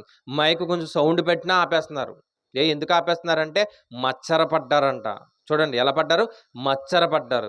అంటే వీళ్ళెవరంటే ప్రతి దాన్ని కూడా ఆలోచించి నేరాలు మోపేటటువంటి గుణం చాలా మందికుంది. చంపేస్తున్నారండి చాలామంది సేవకుల్ని. చంపేస్తున్నారా? ఎంతోమంది సేవకుల్ని. ఏవండీ ఎన్నో కుటుంబాలను పాడు చేస్తున్నారు. ఎన్నో సంఘాలను పాడు చేస్తున్నారు. కాల్చేస్తున్నారు సంఘాల్ని. సంఘాల్ని లోపడున్నప్పుడే కాల్చేస్తున్నారండి. ఇలాంటి ఎన్నో పరిస్థితులు చూస్తున్నాం. ఏవండీ ఎంతోమంది సేవకులు చనిపోతున్నారు. కారణం ఏంటంటే వీళ్ళందరి మీద నేరాలు మోపడానికి పైన ఎవడున్నాడు? ఒకడున్నాడంట. ఎవడు? అపవాది. ఈ అపవాది ఆలోచన అందరూ కూడా తన యొక్క హృదయంలో పెట్టుకొని ఏం చేయాలి? క్రైస్తవ్యం అనేది లేకుండా చెయ్యాలనుకుంటున్నారు. వాళ్ళ తరం కాదు క్రైస్తవం లేకుండా చేయడం. ఎందుకంటే ఎంత ప్రయత్నాలు చేసినా క్రీస్తు నమ్మేవారు పుట్టుకొస్తానే ఉంటారు. ఆ పుట్టుకొచ్చిన వారంట మరలా ఎక్కడికెళ్ళాలి? పరలోకానికి వెళ్ళే మార్గాన్ని ఏర్పాటు చేసుకోవాలి. క్రీస్తులోనికి వస్తున్నాం కానీ ఏమండి క్రీస్తు దగ్గరికి వెళ్ళలేకపోతున్నాం. క్రీస్తులోనికైతే వచ్చేసాం కానీ ఎక్కడికి వెళ్ళలేకపోతున్నాం? క్రీస్తులోనికి రావడం చాలా ఈజీ అండి. ఎంత ఈజీ అంటే నా పాపాన్ని నేను ఒప్పుకొని అలా నీటిలో మునిగానంటే క్రీస్తులోనికి వచ్చేసాను. క్రీస్తు దగ్గరికి వెళ్ళడం ఎంత కష్టం. ఆ కష్టాన్ని కూడా ఈజీ చేయడానికి ప్రవక్తల వాక్యాన్ని చెప్పారు. దీర్ఘదర్శుల వాక్యాన్ని చెప్పారు. ఏమంటే పౌలు గారి వాక్యాన్ని చెప్పారు. యేసుక్రీస్తు వారే సాక్షాత్తు ఎన్నో మాటలు చెప్పారు. కానీ వింటున్నామా? ఎలా ఉన్నామంట? ఇంకా గొడవలు, ఇంకా భేదాలు, ఐక్యత లేకపోవడం, మనలో మనస్పర్ధలు, అసూయలు, కక్షలు, భేదాలు ఇవన్నీ పెట్టుకొని ముందుకెళ్ళాలంటే పరలోకాన్ని అస్సలా మనం ఏం చేయలేం? చేరుకోలేం. పరలోకాన్ని అస్సలు చేరుకోలేం. నిన్న కూడా చెప్పాను. ఏంటి? ద్రాక్ష తోటలో పనివారి గురించి చెప్పినప్పుడు, ఇదిగో నువ్వు ముందొచ్చావు అనేది కాదు. నీ పనికి తగినటువంటి జీవితం లేదా జీతం నీకు ఇచ్చానా లేదా? కానీ పక్కవాడి మీద ఏముందంట? పడేడుస్తున్నారంట. సేమ్ అదే సందర్భం చూడండి ఇక్కడ కూడా. ఏమైంది? సేమ్ అదే. బాప్తిస్మ ఇచ్చి యోహాను గారు ఏం చేస్తున్నారు? వాక్యాన్ని చెప్పి అనేక మంది మారుస్తున్నారు. నువ్వు కూడా వెళ్ళొచ్చు కదా, మారొచ్చు కదా. కానీ ఏమంటున్నారు ఆయన్ని? లేదు దెయ్యం పట్టినోడు అన్నారంట. సరే యేసుక్రీస్తు వారు అందరిలాగే తింటున్నారు కదంటే యేసుక్రీస్తు వారిని ఏమన్నారు? తిండిబోతు అన్నారంట. తిండిబోతు అన్నారు యేసుక్రీస్తు వారిని. తాగుబోతు అన్నారు. వాళ్ళ తమ్ముళ్ళు ఏమన్నారు తెలుసండి? యేసుక్రీస్తు వారి తమ్ముళ్ళు పిచ్చివాడండి అన్నారు. పిచ్చివాడండి అన్నారు. వాళ్ళ తమ్ముళ్ళలో మనకి చివరికి వెళ్ళేటప్పటికి ఒక ఆయన కనిపిస్తారు, యోధా గారు. ఏమండి? పిచ్చివాడు అన్నవారే మారారు. కానీ యేసుక్రీస్తు వారిని అంగీకరించగలిగితేనండి మన పాపాలన్నీ కడుగుతాడు. మారడానికి అవకాశాన్ని ఏర్పాటు చేస్తాడు. నువ్వు మారిన తర్వాత మరలా ఎలా ఉండాలి? వెనక్కి తిరిగి చూడకుండా నువ్వేమవ్వాలి? ముందుకే కొనసాగు. చివరికి ఒక మాట చూపిస్తా. సామెతల గ్రంథం 8వ అధ్యాయం. చివరగా సామెతల గ్రంథం 8వ అధ్యాయం 35వ వచనం చూడండి. 35వ వచనం. సామెతల గ్రంథం 8వ అధ్యాయం 35వ వచనం. నన్ను కనుగొన్నవాడు దేనంట? నన్ను కనుగొన్నవాడు జీవాన్ని కనుగొంటాడు. యెహోవా కటాక్షము వానికి కలుగును. సామెతలు 8:35. నన్ను ఎవరైతే కనుగొంటారో వాళ్ళకి నేను ఏమిస్తాను? జీవాన్ని ఇస్తాను, పరలోకాన్ని ఇస్తాను అన్నాడు. అందుకే మారని వారు యవనస్తులు ఎవరైనా ఉంటే మారండి అని చెప్తా. మారిన వారు ఎలా ఉండాలి? క్రీస్తు మార్గంలో నడవడానికి ప్రయత్నం చేయండి. ఏమంటే అవకాశాలు అనేవి ఎప్పుడూ రావు. అవకాశాలు దేవుని వాక్యం వినే అవకాశం ఎప్పుడూ రాదండి. వచ్చినప్పుడు ఏం చేయాలి? దాన్ని సద్వినియోగం చేసుకోండి. అర్థమవుతుందండి? ఏ రోజు ఏమన్నా జరగవచ్చు. మనకు ఆరోగ్యం పాడైపోవచ్చు. మనం ఏదన్నా ప్రాంతానికి వెళ్ళిపోవచ్చు. వాక్యం కూడా ఆగిపోయే పరిస్థితులు రావచ్చేమో. ఏమండి? వస్తున్నాయి కదా! చాలా సందర్భాలు వస్తున్నాయా లేదా? వాక్యం కూడా ఆగిపోయే సందర్భాలు రావచ్చు. అందుకే వాక్యం మీ దగ్గరకు వచ్చినప్పుడు మీరు ఏం చేయాలి? వినండి. కొంతమంది సంఘాలు లేవండి తెలుసండి. అప్పుడప్పుడు మీరు చూడండి ఫేస్‌బుక్‌లో. సంఘాలు లేకపోతే ఎక్కడ ఆరాధన చేసుకుంటారో తెలుసా? ఒక చెట్టు చూసుకొని, ఆ నీడలో కూర్చొని, వాక్యం చెప్పుకొని, రొట్టె విరుచుకొని, ద్రాక్షారసం తీసుకొని వెళ్ళిపోతున్నారు. ఏం లేదు వాళ్ళకి. సంఘాలు లేవు. అయినా సరే ఏముంది? ఆసక్తి ఉంది. ఈ ఎండలో కూర్చొని వాక్యం వినేవారున్నారు. ఎండలో కూర్చొని వాక్యం వినేవారున్నారు. మొన్న ఒక చోట చూసాను నేను రీసెంట్‌గా. ఒక పెంట కుప్ప ఉంటే, ఆ ముందర కొంచెం ఖాళీ ప్లేస్ ఉంటే, అక్కడ కూర్చొని పాస్టర్ గారు వాక్యం చెప్తుంటే ఒక 20 మంది కూర్చున్నారు. ఏంటి అక్కడ కూర్చొని వాక్యం వింటున్నారంటే, వాళ్ళ ఆసక్తి చూడండి ఎంత గొప్పగా ఉంది. కానీ దేవుడు మనకేమిచ్చాడు? మందిరాన్ని ఇచ్చాడు, అవకాశాన్ని ఇచ్చాడు, అన్నీ ఇస్తున్నాడు. అన్నీ ఇస్తున్నా సరే మనకేంటి? అన్నీ ఇస్తున్నా సరే మనకు వాక్యం మీద ఆసక్తి లేదు. సరే విన్నదాన్ని ఎలన్నా పాటిస్తున్నామంటే పాటించడంలో కూడా మనకి ఆసక్తి లేదు. మనం కూడా ఎలాంటి వారమంటే ఏ తరంలో ఉన్నటువంటి మూర్ఖుల్లా దేవుడు మనల్ని ఏం చేయకూడదు? పోల్చకూడదు. శిష్యులు ఏమన్నాడు తెలుసా? అల్ప విశ్వాసులారా, ఎంతకాలం నేను చెప్పాలి? నేను ఎంతకాలం చెప్పాలి మీకు? నేను ఉండేదే కొంతకాలం కదా! ఆ కొంతకాలం అయిపోయిన తర్వాత నేను వెళ్ళిపోతాను కదా! ఎంతకాలం మీకు చెప్పాలి? మీరు వినరా? మారరా? అని ఎవరికి చెప్పాడు? శిష్యులకు కూడా చెప్పాడు. ఈరోజు అదే వాక్యం మన దగ్గరికి వచ్చిందండి. స్వీకరించేవారు ఎంతమందున్నారు? స్వీకరించేవారు ఎంతమందున్నారు? చూడండి 8:35 నన్ను కనుగొన్నవాడు దేనంట? జీవాన్ని కనుగొంటాడు. ఆయన కటాక్షము వారి మీద ఉంటది. కింద 36 నన్ను కనుగొనని వాడు తనకు తానే హాని చేసుకుంటున్నాడు. ఏవండి? తనకు తానే ఏం చేసుకుంటున్నాడు? హాని చేసుకుంటున్నాడు. అసహ్యపడి వారందరూ మరణాన్ని ఏం చేస్తారంట? మరణంతో స్నేహం చేస్తారంట. అందుకే వాక్యం మీ దగ్గరకొచ్చినప్పుడు ఏం చేయాలి? డబ్బులు పడిపోయినాయి అనుకోండి అక్కడ. ఏవండి? అలా డబ్బులు పడిపోయినాయి. ఒక రూ. 100 నోటు పడిపోయిందనుకోండి. తీసి కళ్ళకద్దుకుంటారు కొంతమంది. తెలుసా అండి? డబ్బులు పడిపోతే ఏం చేస్తారు? తీసుకొని కళ్ళకద్దుకుంటారు. వాక్యం మీ పాదాల దగ్గరకొచ్చింది. ఒక మాట చెప్పాలంటే, వాక్యాన్ని పాదాల దగ్గర పెట్టానని నా ఉద్దేశం గాదు. వాక్యం మీ పాదాల దగ్గరకొచ్చినా కళ్ళకద్దుకుని తీసుకునేవారు ఎంతమందున్నారు? స్వీకరించేవారు ఎంతమందున్నారు? హృదయంలో పెట్టుకునేవారు ఎంతమందున్నారు? పెట్టుకోవట్లేదు కాబట్టే ఈ తరంలో మనం ఎలా ఉన్నాం? మూర్ఖులలా ఉన్నాం. ఆ పేరు మనకొద్దండి. దేవుడు మనల్ని ఏమనాలో తెలుసా? ఏమనాలి? బల మంచి దాసుడు అనాలి. నేనిచ్చినటువంటి ఆ పని నువ్వేం చేసావు? నమ్మకంగా చేసావు. నీకేముంది? నిత్యజీవం ఉంది అని మనం మెచ్చుకునేటటువంటి స్థితికి వెళ్ళాలి తప్ప, ఇదిగో దేవుడు మనల్ని మూర్ఖులారా అని మనం తిట్టకూడదు. ఏవండి? అవిశ్వాసులారా అని మనం తిట్టకూడదు. విశ్వాసఘాతకులారా అని మనం తిట్టకూడదు. ఆ పేరు మనకి తగినది జీవితం అయితే కాదు. అందుకే మనం ఎలా ఉండాలంట? ఎలా ఉండాలి? క్రీస్తు వాక్యం మన దగ్గరకొచ్చినప్పుడు ఇది జీవము అని స్వీకరించి మనం ఏం చేయాలి? ఏం చేయాలి? దాన్ని పొందుకునేటటువంటి ఆ జీవితానికి వెళ్ళాలి. ఏవండి? ఆహారం ఉన్నవాడికి ఆహారం విలువ తెలీదంట. తెలుసా అండి? ఆహారం ఉన్నవాడికి ఏం తెలీదు? ఒక కేజీ బిర్యానీ ఉందనుకోండి, రోజు తినేవాడికి ఆ బిర్యానీ మీద ఏముండదు? అంతే కదా! రోజు తినేవాడికి ఇష్టం ఉండదు. రోజు తినే ఆహారం కొంత తింటాం, పాడేస్తా ఉంటాం. దాని విలువ తెలీదు మనకి. ఎందుకంటే సమృద్ధిగా ఉంది కాబట్టి. సమృద్ధిగా లేని వాడి దగ్గరికి వెళ్లి చూడండి. ఎలా తింటాడు? సమృద్ధిగా లేని వాడి దగ్గర. అది కింద పడిపోయినా సరే ఎలా తింటాడు? హ్యాపీగా తింటాడు. ఎందుకంటే వాడు సమృద్ధిగా లేదు కాబట్టి. కొన్ని ప్రాంతాల్లో నీరు సమృద్ధిగా ఉండదు. అప్పుడు ఎలా ఉంటది? మనకు నీరు విచ్చలవిడిగా వాడేత్తాం మనం. విచ్చలవిడిగా వాడేత్తాం. నీరు లేని ప్రాంతాలు చూడండి ఎలా ఉంటాయి? ఆఫ్రికా దేశం అనుకుంటా తిండి ఉండదు వాళ్ళకి. వాళ్ళని చూసారా ఎప్పుడన్నా? ఆ! ఆ ఎముకలు కూడా పైకి కనిపిస్తా ఉంటాయి. తిండి ఉండదు, నీరు ఉండదు. వాళ్ళకి తెలుసు దేని విలువ? ఆహారం విలువ. ఎందుకు ఈ మాట చెప్పానంటే, వాక్యం తెలియని వారు చాలామందున్నారు. సరైనటువంటి వాక్యం సంఘాల్లో అందలేని వారు చాలామందున్నారు. తెలుసా అండి? సరైన వాక్యం సంఘాలలో లేక ఎంతోమంది ఏమవుతున్నారు? ఏడుస్తున్న వారున్నారు. కొన్ని ప్రాంతాలకు ఎప్పుడైనా వాక్యం చెప్పడానికి వెళ్తే, మాకు గొప్ప అని కాదు కానీ అది దేవుడిచ్చినటువంటి ఆధిక్యత. చెప్పిన తర్వాత, "ఏవండీ మేము ఈ మాటలు ఎప్పుడు వినలేదండి" అని వాళ్ళు చెప్తున్నారంటే నాకేమనిపిస్తుంది? సరైనటువంటి వాక్యాలు ఏమి లేవు. సంఘాలలో లేవు. సరైన బోధ లేదు. ఎప్పుడూ కూడా చెప్పేటటువంటి ఆ స్టోరీలే చెప్పుకొని వెళ్ళిపోతున్నారు. చివరికేంటంటే వారి యొక్క వ్యక్తిగత జీవితాలు చెప్పుకుంటూ వెళ్ళిపోతున్నారు కానీ, చక్కగా వివరించేవారు ఎవరూ లేరు. ఈరోజు మనం చక్కగా దేవుడిచ్చినటువంటి జ్ఞానాన్ని బట్టి, ఆయన కృపను బట్టి చక్కగా మనం ప్రతి దాన్ని వివరించుకుంటున్నామా లేదా? ప్రతి మాట మనకు అర్థమయ్యేలా మనం ఏం చేస్తున్నాం? కొంత టైం తీసుకొని ఆలోచన చేస్తున్నామా లేదా? ఆలోచన చేస్తున్నాం. బైబిల్ ఎలా చదవాలో నేర్చుకుంటున్నాం. ఎలా ధ్యానించాలో నేర్చుకుంటున్నాం. ప్రతి దాన్ని అవసరమైతే మరల ఇంగో నెలకోసారి క్లాసులు పెట్టి మరలా బోర్డ్ మీద రాసి కూడా ఏం చేస్తున్నాం? చెబుతున్నాం. ఎగ్జామ్స్ పెడుతున్నాం. ఇవన్నీ ఎందుకు చేస్తున్నాం? ఇవన్నీ ఎందుకు చేస్తున్నాం? దేవుడు మనల్ని మెచ్చుకోవాలి. ఎలా మెచ్చుకోవాలి?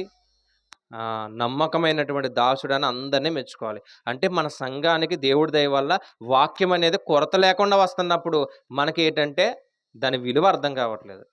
అదే కొరతుంటే ఉంటదా లేదా? కొరతుంటే ఆదివారం ఒక్కరోజే ఇంక ఏ రోజు లేదనుకోండి మందిరం. అప్పుడు విలువ తెలుస్తదేమో.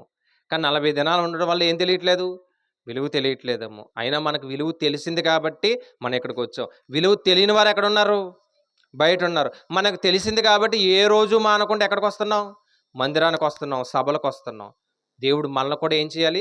మెచ్చుకునేటటువంటి స్థితికి మనం వెళ్ళాలి. అట్టి జీవితం అనేది మనకు కావాలి. కాబట్టి వాక్యం అనేది మీ దగ్గరకొస్తున్నప్పుడు దాన్ని ఎలా స్వీకరించాలి? అది జీవము అన్నట్టుగా స్వీకరించండి. ఏవండీ మానకండి. మందిరాన్ని ఎప్పుడు మానొద్దు. ఆదివారం ఎన్ని పనులున్నా మీరేం చేయకూడదు? మానొద్దు. రండి. అత్యవసరమైనటువంటి పరిస్థితి ఉంటే తప్ప ఏవండీ మిగిలిన సమయాల్లో మందిరాన్ని మానొద్దు. ఖాళీగా ఉండి అక్కడ ఇక్కడ కూర్చోద్దు. నేను కూడా చెప్పాను. ఖాళీగా కూర్చున్నారంటే ఎక్కడ? ఊరకనే కూర్చున్నారంటే ఎక్కడ? బయట. ఊరకనే కూర్చున్న వారిని కూడా దేవుడు పిలిచాడా లేదా? అందరి మీద ప్రేమ ఉంది దేవుడికి. అందుకే ఊరకనే కూర్చోకండి, రండి, వాక్యం వినండి. ఇంటి దగ్గర కూర్చుంటే ఏమొస్తుంది చెప్పండి? ఏమైనా వస్తుందా? ఇంటి దగ్గర కూర్చుంటే ఏమీ రాదు, నీరసం తప్ప ఏం రాదు. అదే ఇక్కడ కూర్చుంటే అదే ఇక్కడ కూర్చుంటే కొంచెం ప్రశాంతమైనటువంటి జీవితం ఉంటుంది. వాక్యాన్ని నేర్చుకుంటాం, కొంత నాలెడ్జ్ వస్తుంది. చివరికి ఏమొస్తుంది? నవ్వుతున్నారంటే కొంచెం పలహారం కూడా వస్తుంది. ఏమంటే అన్నీ వస్తాయి. అది ఇంటికాడ కూర్చుంటే ఏమీ రాదండి. అపవాదికి ఏమిస్తాం? చోటిస్తాం. అపవాది వచ్చి ఎక్కడ కూర్చుంటాడు? మనలో కూర్చుంటాడు. వాడు కూర్చున్నాడంటే ఇంక మనం ఎలా ఉంటాం? మనం? ఇక మన జీవితం అక్కడితో నాశనం అయిపోయినట్టే. అందుకే అపవాదికి ఎప్పుడు ఏం చేయొద్దు? చోటు ఇవ్వకండి. అవకాశం ఉన్న ప్రతిసారి రండి. కష్టమైన, బాధ అయినా, ఏదైనా కానివ్వండి. ఆరోగ్యం బాగోకపోయినా మీరు పనులకి వెళ్తున్నారా లేదా? మీ కుటుంబం నిమిత్తం వెళ్తున్నారా లేదా? వెళ్తున్నారు. మరి ఆరోగ్యం బాగోకపోయినా సరే ఏమంటే కూర్చుని ఓపుకుంటే ఎక్కడ రావాలి? రండి, వినండి, వాక్యాన్ని నేర్చుకోండి. ఇంకా దేవుడు అనేకమైనటువంటి విషయాలు మనకి ఏం చేస్తాడు? నేర్పిస్తాడు. కొత్త కొత్త సంగతులన్నీ నేర్పిస్తాడు. కొత్త కొత్త విషయాలన్నీ నేర్పిస్తాడు. ఇంకా మన జ్ఞానంలోకి ఏం చేస్తాడు? ఆయన తీసుకెళ్తాడు. ఎలా ఉండకూడదు ఇప్పుడు? ఎలా ఉండకూడదు? సంత వీధుల్లో ఉన్నటువంటి పరిసయ్యులు ఏం చేస్తున్నారంట? ఒకరి మీద ఒకరు ఏం చేస్తున్నారు? కంప్లైంట్స్ ఇచ్చుకుంటూ దేవుని వాక్యాన్ని ఏం చేశారు? నిరాకరించారు, విడిచిపెట్టేశారు. వారి జీవితం ఏమైపోయింది? పాడైపోయింది. మనం అలా ఉండొద్దు. మనం ఎలా ఉండాలి? దేవుడి వాక్యాన్ని విందాం. దేవుడు మెచ్చుకునేటటువంటి జీవితం మనం సంపాదించుకోవడానికి ప్రయత్నం చేద్దాం. మోకరిందాం, ప్రార్థన చేద్దాం. విన్న వాక్యాన్ని బట్టి మన జీవితం ఎలా ఉందో ఒకసారి పరిశీలన చేద్దాం. ఈరోజు నీ వరకు వాక్యం వచ్చింది. వాక్యం అంటే యేసుక్రీస్తు వారని మనం నేర్చుకున్నాం. ఆ యేసుక్రీస్తు వారే నీ దగ్గరికి వచ్చినప్పుడు ఏయో కారణాలు చెప్పి దేవుడి మందిరానికి దూరం అవ్వద్దు. ఏయో సాకులు చెప్పి దేవుడి నుంచి వేరవ్వద్దు. ఇది ఒకరి మీద ఒకరు ప్రేమ కలిగి ఉందాం. ఒకరి మీద ఒకరు ఐక్యత కలిగి ఉందాం. ఒకరి మీద ఒకరు దయ కలిగి ఉందాం. ఒకవేళ మనలో ఏమన్నా పొరపాట్లుంటే దేవుణ్ణి అడుగుదాం. ప్రభువా మమ్మల్ని మన్నించు ప్రభువా అని అడుగుదాం. దేవుని వాక్యం ఈరోజు నీ దగ్గరకు వచ్చింది. వినేటటువంటి హృదయం ఎంతమందికి ఉంది? స్వీకరించే హృదయం ఎంతమందికి ఉంది?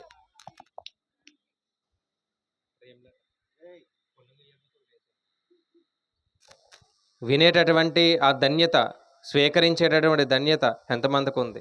ఎన్నో వాక్యాలు మనం మిస్ అయిపోతున్నామేమో ఒకసారి ఆలోచించండి. ఆదివారం, శుక్రవారం జరుగుతున్న సిద్ధపాటు కూడికల్లో, ఈ 40 దినాల కూడికలో ఎన్ని మాటలు విన్నాం, ఉపదేశాలు విన్నాం, శరీర కార్యాలు విన్నాం. ఏమండి? ఎన్నో విషయాలు, భక్తుల ప్రార్థనలు విన్నాం. ఇవన్నీ చాలామంది మిస్ అయిపోయిన వారు ఉన్నారు.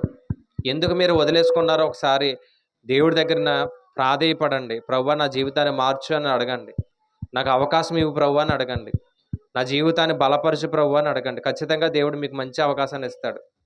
ఈ అవకాశం అనేది మరలా రావచ్చు, రాకపోవచ్చు. మన జీవితం ముగించబడవచ్చు. ఈరోజే చివరి దినం అయితే మన పరిస్థితి ఏంటి?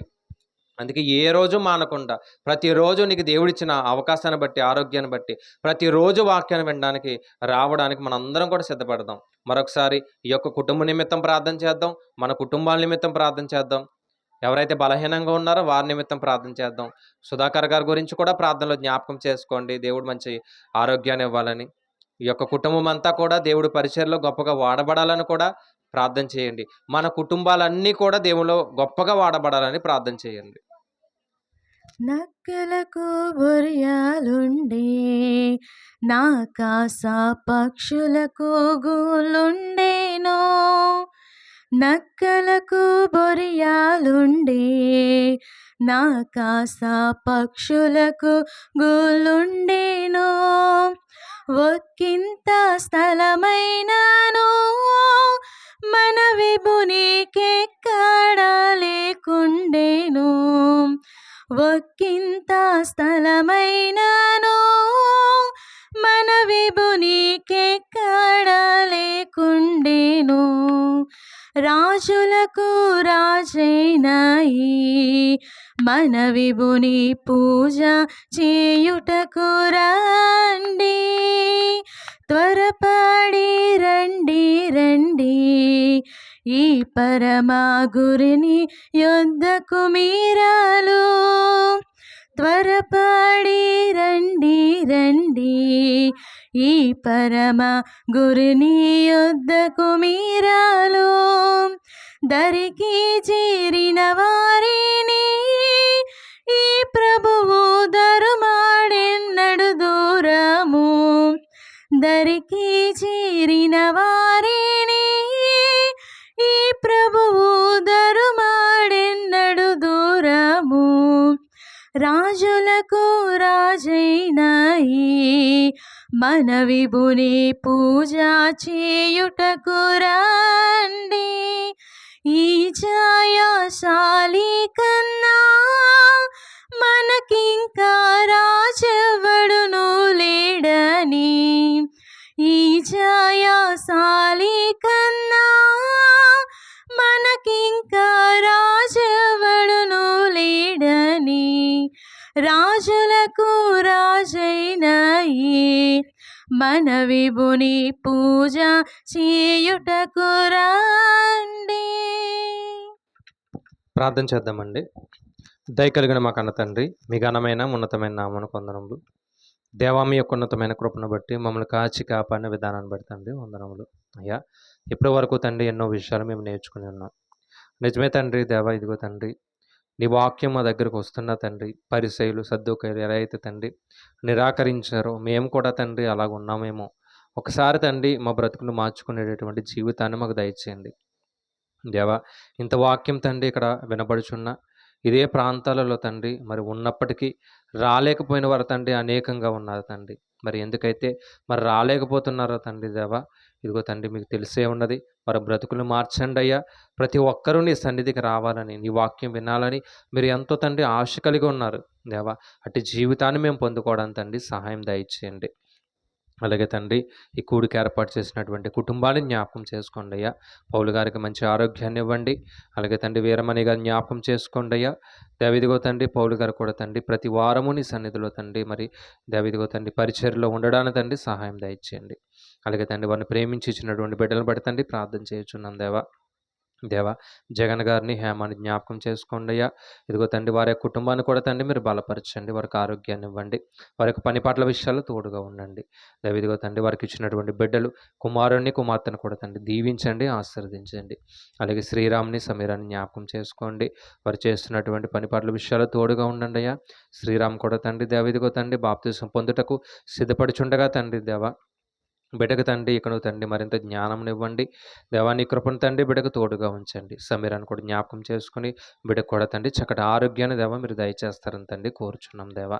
అలాగే తండ్రి దేవా, దూర ప్రాంతంలో ఉన్నటువంటి దేవా దొరబాబు గారిని, సంజయ్ గారిని జ్ఞాపకం చేసుకోండి. ఇదిగో తండ్రి, వారు చేస్తున్న ఉద్యోగాల విషయాల్లో తోడుగా ఉండండి. సంజయ్ గారు కూడా తండ్రి దేవా వారు పరీక్షలు రాయడానికి తండ్రి సిద్ధపడుచుండగా తండ్రి వారికి కూడా మరింత జ్ఞానం ఇవ్వండి. దావిదిగో తండ్రి ఉద్యోగం కొరకు ప్రయత్నాలు చేస్తున్నారని తెలియపరిచారయ్యా. మీరే తండ్రి సహాయం దయచేయండి. వారికి ఇచ్చినటువంటి ఇద్దరు బిడ్డలు కూడా దీవించి ఆశీర్వదించి వారికి కూడా చక్కటి ఆరోగ్యాన్ని దేవా మీరు దయచేయండి. అలాగే తండ్రి, మరి వీరమణి గారు వారి యొక్క తల్లిగారిని కూడా జ్ఞాపకం చేసుకోండి. వారికి కూడా మంచి ఆరోగ్యాన్ని దేవ దయచేయండి. కుటుంబాన్ని అంతటినీ బలపరచండి. వారి యొక్క బంధువులు, స్నేహితులు ప్రతి ఒక్కరికి చక్కటి ఆరోగ్యాన్ని దేవ మీరు దయచేయండి. అలాగే తండ్రి, ఎవరైతే బలహీనపడ్డారో వారిని బలపరచండి. అనారోగ్య పరిస్థితిలో ఉన్నారో తండ్రి వారికి ఆరోగ్యాన్ని ఇవ్వండి. అలాగే తండ్రి, పరీక్షలు రాస్తున్న వారికి తండ్రి మీరు తోడుగా ఉండండి. 10th క్లాస్ ఎగ్జామ్స్ రాస్తున్నటువంటి అయా బిడ్డలు తండ్రి ఇదిగో తండ్రి వీరేంద్ర, సాత్విక్ని మీరు జ్ఞాపకం చేసుకోండి. అభిని జ్ఞాపకం చేసుకోండి. వారికి మంచి జ్ఞాపక శక్తిని దేవ మీరు దయచేయండి. అలాగే తండ్రి, చిన్న బిడ్డలందరికీ చక్కటి ఆరోగ్యాన్ని దేవ దయచేయండి. కూడి వచ్చిన కుటుంబాలన్నింటినీ దేవ మీ చేతులకు అప్పగిస్తున్నాం తండ్రి. ఇక తండ్రి, బలహీనంగా ఉన్నటువంటి సుధాకర్ గారిని జ్ఞాపకం చేసుకోండి. వారికి కూడా మంచి ఆరోగ్యాన్ని దేవ దయచేయండి. కుటుంబాన్ని అంతటిని బలపరచండి. అలాగే డేవిడ్ రాజు గారు కూడా తండ్రి దేవ అనారోగ్య పరిస్థితిలో ఉన్నారు. వారికి కూడా ప్రమాదం జరిగి ఉన్నది. వారిని కూడా ముట్టి స్వస్థపరచండి. రేపటి దినాన్ని తండ్రి వారు హాస్పిటల్కి వెళ్ళడానికి సిద్ధపడుచుండగా మీరే తండ్రి దేవ వారికి ప్రయాణంలో కూడా తండ్రి మీరు తోడుగా ఉండి నడిపించండి. ఇక తండ్రి దేవ ఎవరినైనా మేము మర్చిపోయి ఉంటే వారిని కూడా మరొకసారి తండ్రి మీరు జ్ఞాపకం చేసుకుంటారని తండ్రి కోరుచు ఈ యొక్క ప్రార్థన క్రీస్తునామను బట్టి అడిగి వేడుకుంటున్నాం పరమ తండ్రి, ఆమేన్. తండ్రి అయిన దేవుని ప్రేమ, యేసుక్రీస్తు వారి యొక్క కృప, పరిశుద్ధాత్మ దేవుని యొక్క సహవాసం ఈ యొక్క కుటుంబానికి, కూడి వచ్చిన ప్రతి కుటుంబాలకి సదాకాలము తోడుగా ఉండి నడిపించునుగాక, ఆమేన్. ఆశీర్వాదంబుల్ మా మీద వర్షింపచేయుమీషా, నమ్మియున్నాము. నీ సత్య వాగ్దానము ఈ మహిమీద కృమ్మరించుము దేవా, క్రమ్మార ప్రేమ వర్షంబుల్ కృమ్మరించుము దేవా. ఆమేన్. అందరికీ వందనాలు. పెద్దలు వచ్చి పలహారం పంచుతారు.